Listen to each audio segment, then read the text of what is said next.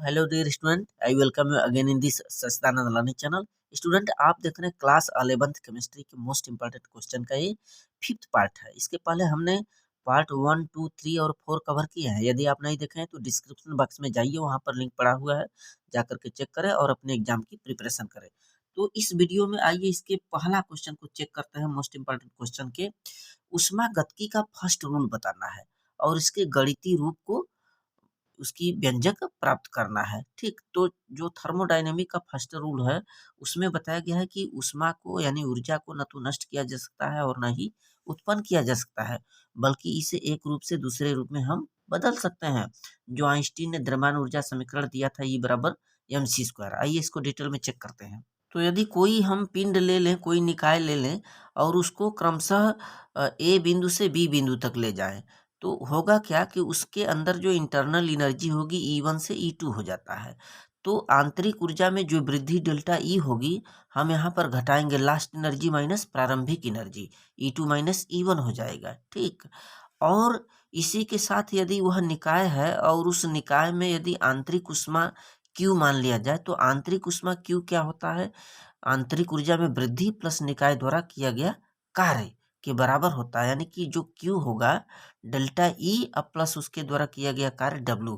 चूंकि किया गया कार्य जो W होता है उस निकाय के द्वारा कार्य किया जाता है, यानी ऊर्जा का लॉस होता है। अर्थात यहाँ पर माइनस में इसकी वैल्यू को लिखेंगे, तो Q बराबर क्या हो जाएगा? Delta E minus W।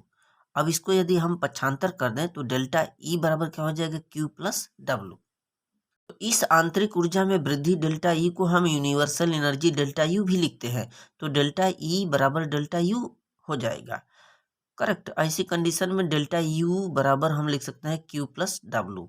अब एक स्थिति ऐसी आती है जबकि E1 और E2 की वैल्यू समान हो जाए, बराबर हो जाए, समतुल्य हो जाए, तो ऐसी कंडीशन में डेल्टा E बराबर जब E2 माइनस E1 घटाएंगे, जब दोनों E1 और E2 बराबर हो जाएंगे तो डेल्टा E की वैल्यू 0 हो जाएगी। अर्थात जो Q प्लस W है, Q प्लस W डेल्टा बराबर जो डेल्टा E होता है, यानी Q प्लस W बराबर 0 हो जाएगा। जब इसको पक्षांतर हम करते हैं तो Q बराबर माइनस W हो जाएगा। अर्थात यहाँ से हम क्या कह सकते हैं कि उस निकाय द्वारा जो अवशोषित ऊष्मा है Q है, वह उस निकाय के किए गए कार्य के बराबर होता है। जितनी ऊष्मा वह अवशोषित करेगा उतना ही उसके द्वारा कार्य किया जाएगा, अर्थात Q बराबर माइनस W। अब दूसरा इंपॉर्टेंट क्वेश्चन देखें कि द्रव्यमान अनुपाती क्रिया का नियम लिखें और इसके लिए किसी उत्क्रमणीय अभिक्रिया के साम्य स्थिरांक का व्यंजक प्राप्त करें। करेक्ट। द्रव्यमान अनुपाती क्रिया का क्या रूल है? इसके नियम के अनुसार क्या होता है कि स्थिर ताप पर यदि कोई पदार्थ है तो किसी भी पदार्थ की अभिक्रिया करने की जो दर होती है उसके सक्रिय द्रव्यमान के समानुपाती होती है। और यदि कोई रासायनिक अभिक्रिया है तो उस रासायनिक अभिक्रिया की जो दर होगी, उस रासायनिक अभिक्रिया में जो भाग लेने वाले अभिकारी पदार्थ हैं, तो अभिकारी पदार्थों के सक्रिय द्रव्यमानों के गुणनफल के समानुपाती होती है अभिक्रिया की दर। आइए इसको भी चेक करते हैं हम लोग। तो रासायनिक अभिक्रिया कोई है, उत्क्रमणीय रासायनिक अभिक्रिया, तो उस उत्क्रमणीय रासायनिक अभिक्रिया की जो दर होगी उसके सक्रिय द्रव्यमानों के समानुपाती होती है, सक्रिय द्रव्यमानों के गुणनफल के समानुपाती होती है। अब यहाँ पर देखें, यदि हमने ये उत्क्रमणीय अभिक्रिया लिखा A प्लस बी बराबर C प्लस डी, ठीक है, यह एक उत्क्रमणीय अभिक्रिया है जिसको इस रूप से दूसरे रूप में, दूसरे रूप से पहले रूप में बदला जा सकता है।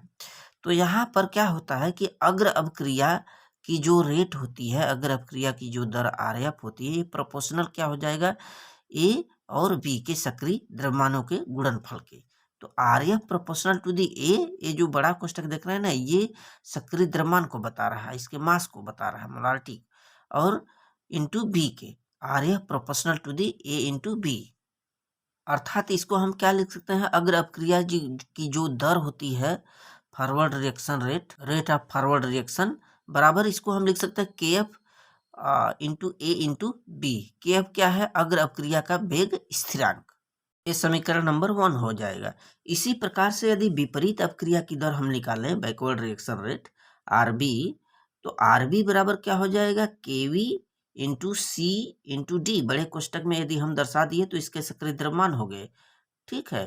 तो RB बराबर KB बड़े कोष्टक में C इंटू डी अनदर कोष्टक, ये समीकरण नंबर 2 हो जाएगा। अब हम लोग जानते हैं कि साम्य स्थिरांक की जो परिभाषा होती है वो बोलता है कि अग्र अपक्रिया की जो दर होती है विपरीत अपक्रिया के दर के बराबर होती है। ऐसी कंडीशन में हम आर एफ बराबर आर बी लिखेंगे, करेक्ट। जब इधर की अपक्रिया की दर बराबर हो गई लेफ्ट साइड में, तो राइट हैंड साइड की अपक्रिया की जो दर होगी ये भी बराबर होनी चाहिए। तो अब समीकरण 1 और 2 से हम इसको दोनों को बराबर करते हैं, इतना बराबर इतने को हो जाएगा, करेक्ट। यहाँ पर आप देख सकते हैं। तो इसको हम लोग इसको इस रूप में लिखते हैं के एफ बटे के बी, यहाँ पर आ जाएगा जब गणितीय गणना करेंगे तो, और सी इंटू डी बराबर बटे ए इंटू बी हो जाएगा, करेक्ट। अब हम लोग जानते हैं कि अग्र अपक्रिया की दर और विपरीत अपक्रिया की दर का जो अनुपात होता है उसको बोलते हैं साम्य स्थिरांक के सी, इसको बोला जाता है साम्य स्थिरांक के सी बराबर सी इंटू डी बटे ए इंटू बी। यही हमारा फार्मूला प्राप्त हुआ साम्य स्थिरांक के व्यंजक का। अगला क्वेश्चन है क्वेश्चन नंबर 3, फ्रीडल क्राफ्ट अभिक्रिया क्या है। देखिए, निर्जल एल्युमिनियम क्लोराइड के प्रेजेंटेशन में उपस्थिति में हम क्या करते हैं कि किसी एल्किल हैलाइड की अभिक्रिया बेंजीन से करवाते हैं। किसी भी एल्किल हैलाइड की अभिक्रिया बेंजीन से कराते हैं तो हमें एल्किल बेंजीन प्राप्त होता है, और इस प्रकार की अभिक्रिया फ्रीडल क्राफ्ट रिएक्शन कहलाती है। महत्वपूर्ण क्वेश्चन है, कोई भी हम एल्किल हैलाइड ले लें, जैसे C2H5Br हमने लिया, एथिल ब्रोमाइड की अभिक्रिया हम बेंजीन से करवा रहे हैं, तो हमें देख रहे हैं ना एथिल बेंजीन प्राप्त हुआ, C2H5 C6H5 करेक्ट। यहाँ का जो H है, यहाँ के जो हाइड्रोजन परमाणु है ब्रोमीन के द्वारा ये रिप्लेस हो रहा है। यहाँ पर हमें क्या प्राप्त हुआ, HBr plus C6H5 ethyl benzene प्राप्त हुआ। यहाँ पर एथिल बेंजीन को हम इस तरह से भी लिख सकते हैं, बेंजीन रिंग दिखा करके C2H5 को यहाँ दर्शा दें। क्वेश्चन नंबर 4 देखें, दिए गए समीकरण को ऑक्सीडेशन मेथड से ऑक्सीकरण संख्या विधि द्वारा संतुलित करना है। यह असंतुलित समीकरण है। देखें I2 plus HNO3 is equal to NO2 plus HiO3। तो अब इस समीकरण को जब हम लोग ऑक्सीकरण संख्या विधि से संतुलित करेंगे तो सर्वप्रथम हम क्या करेंगे कि ये इसमें जो समीकरण है इसके सभी परमाणुओं पर इसकी ऑक्सीकरण संख्या लिख लेंगे, करेक्ट।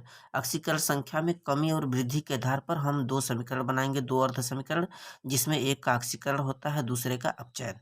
यदि आपका ऑक्सीकरण संख्या में यदि वृद्धि हो रही है तो वह ऑक्सीकरण अपक्रिया है, और यदि ऑक्सीकरण संख्या में कमी हो रही है तो वह अपचयन अपक्रिया है। ठीक, अब ऑक्सीकरण संख्या में कमी और वृद्धि में जो आंकिक मान निकलता है उसके गुणांकों का आपस में गुणा करके जोड़ देते हैं। इसके बाद लास्ट में हम लोग क्या करते हैं, अन्य जो भी उसमें परमाणु होते हैं, हाइड्रोजन ऑक्सीजन जो भी परमाणु होते हैं उसको संतुलित करते हैं। हाइड्रोजन और ऑक्सीजन को संतुलित करने के लिए अम्लीय माध्यम में H2O और H+ जोड़ते हैं, और यदि क्षारीय माध्यम में अभिक्रिया हो रही है तो OH प्लस H2O जोड़ते हैं। आइए चेक कर लें इसको। तो यहाँ पर जो दिया गया समीकरण है इसमें हम क्या करेंगे, इसकी ऑक्सीकरण संख्या नोट कर लेंगे हर परमाणुओं का। देखिए, यदि कोई फ्री अवस्था में कोई परमाणु या अणु होता है जैसे आयोडीन है तो इसकी ऑक्सीडेशन नंबर हम 0 लिखते हैं। इसके बाद HNO3 में हाइड्रोजन का +1 होता है, ऑक्सीजन का -2 होता है, तो नाइट्रोजन का हम निकाल सकते हैं ऑक्सीकरण संख्या। हाइड्रोजन का +1 प्लस नाइट्रोजन का x मान ले, अब प्लस ऑक्सीजन का -2 होता है, 2 3 6, 6 में से 1 घटाकर पक्षांतर करेंगे तो x की ऑक्सीकरण संख्या 5 निकल आएगी यहाँ पर। और उस तरह से इधर भी ऑक्सीकरण संख्या निकाल लें, चूंकि ऑक्सीजन का -2 होता है, 2 दूनी 4, जब उधर पक्षांतर करेंगे तो +4 आएगा। यहाँ पर आयोडीन का +5 होगा। तो इसमें आप देख पा रहे हैं कि यहाँ पर आयोडीन जो 0 था इसकी ऑक्सीकरण संख्या में 5 की वृद्धि हो गई, यानी आयोडीन का यहाँ पर ऑक्सीकरण संख्या में वृद्धि हो रही है, यानी यह ऑक्सीकरण अपक्रिया हो गया। ऑक्सीकरण संख्या में वृद्धि ऑक्सीकरण अपक्रिया हो गया। यहाँ पर देख लीजिए 0 से 5 का होना ये ऑक्सीकरण अपक्रिया हो गया। और दूसरा वही बात करें, HNO3 में नाइट्रोजन का +5 से 4 हो जा रहा है, यानी घट रहा है, तो ऑक्सीकरण संख्या में जो कमी हो रही है वह अपचयन अपक्रिया कहलाती है। अब दो अर्ध समीकरण आपने बना लिया। इसके बाद हम क्या करते हैं कि चूंकि यहाँ पर आयोडीन 2 परमाणु है तो इस यहाँ पर इसमें हमें 2 का गुणा करना पड़ेगा ताकि आयोडीन परमाणु संतुलित हो जाए। ठीक है, बाकी के शेष परमाणु को आगे हम लोग संतुलित करते हैं। इसके बाद ये पहला समीकरण हो गया, दूसरा समीकरण हो गया। यहाँ पर जैसे ही 2 का हम गुणा किए तो इसकी ऑक्सीकरण संख्या अब हो जाएगा 2 पंचे 10, यहाँ पर गुणा हो जाता है 2 पंचे 10, यानी ऑक्सीकरण संख्या यहाँ पर +10 की अधिकता हो गई। 0 से 10 का होना 2 पंचे 10, 10 की अधिकता हुई और यहाँ पर 5 से 4 की कमी हो रही है। देख रहे हैं, 1 की 5 से 4 का मतलब कि 1 की कमी हो रही है। तो अब इसको हम कैसे बराबर करेंगे? अब हम समीकरण 1 बना लिए, 2 बना लिए। अब समीकरण 1 में 1 का गुणा कर दें और समीकरण 2 में 10 का गुणा कर दें, जिससे कि ऑक्सीकरण संख्या में जो कमी और वृद्धि हो वो समतुल्य हो जाए। तो इक्वेशन 1 में 1 का करेंगे तो वहीं आएगा, इसको हम 3 मान लेते हैं। और इक्वेशन 2 में जैसे ही आप इस 10 का गुणा करेंगे, 10 के गुणांक का सभी पदों में, तो यहाँ देखिए 10 हो जाएगा, यहाँ भी 10 हो जाएगा, इक्वेशन 4 हो जाएगा। अब दोनों को हम जोड़ लेते हैं, करेक्ट। जैसे ही हम जो दोनों को जोड़ेंगे, देखिए I2 आएगा प्लस यहाँ पर 10 का गुणा जैसे ही इसमें करेंगे तो 10HNO3 हो जाएगा। 10HNO3 बराबर इधर क्या हो जाएगा, देखिए 2HIO3 उतारिए प्लस 10NO2 उतारिए। ठीक, इसके बाद हम लास्ट में इसके हाइड्रोजन और ऑक्सीजन परमाणुओं को देखते हैं कि क्या संतुलित है। अब इस समीकरण में आप लेफ्ट हैंड साइड में देखते हैं तो 10 तिया 30 ऑक्सीजन परमाणु है। अब इधर ऑक्सीजन को चेक करिए, 2 तिया 6, 10 दूनी 20, 20 6 26, यानी कि इधर 4 ऑक्सीजन परमाणु की जरूरत पड़ेगी। तो इधर आप इसमें 4s2o जोड़ देंगे, सिंपली 4s2o जोड़ देंगे। अब क्रिया अम्लीय माध्यम में हो रही है, चूंकि नाइट्रिक अम्ल यहाँ पर यूज हो रहा है। अब जैसे ही 4s2o जोड़े हैं तो 30 ऑक्सीजन परमाणु इधर हो गए और 30 ऑक्सीजन परमाणु इधर हो गए। और इसी के साथ हाइड्रोजन भी समतुल्य हो गया। हाइड्रोजन देखिए इधर 10 हाइड्रोजन परमाणु है और यहाँ पर देखिए 2H यहाँ से, 4 दूनी 8H यहाँ से, 8 दू 10 हाइड्रोजन परमाणु भी समतुल्य हो गए। अर्थात यह समतुल्य संतुलित रासायनिक समीकरण है। क्वेश्चन नंबर 5 चेक करें, देखें निम्नलिखित का IUPAC नाम बताना है। अब यहाँ पर दे रखा है ये, तो IUPAC नामनक्लेचर हम उस साइड से करते हैं जिधर से कोई हमारा क्रियात्मक समूह लगा हो। यहाँ पर आप देख रहे हैं कि क्रियात्मक समूह OH लगा हुआ है, हाइड्रॉक्सिल समूह। हालांकि क्रियात्मक समूह इधर भी लगा है, दूसरे स्थान पर पहला दूसरा, यहाँ पर पहले ही स्थान पर OH ग्रुप लगा है, इसलिए क्रियात्मक समूह का हम इधर से ही हम नामनक्लेचर करेंगे जिधर से क्रियात्मक समूह हमारा काफ़ी नज़दीकी होगा। 1 2 3 4, 4 कार्बन परमाणु इसमें अटैच है, यानी कि ब्यूट होगा।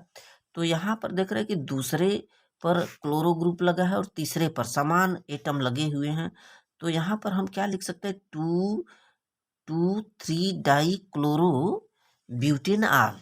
यहाँ पर आप लिखेंगे 2, 3 डाई क्लोरो, चूंकि 2 है तो डाई क्लोरो करेंगे, डाई क्लोरो ब्यूटेन 1 आल इसको लिख सकते हैं, चूंकि पहले स्थान पर आल लगा है। अब जानते हैं 4 है तो ब्यूटेन लिखेंगे, butane 1 ol. So thanks student.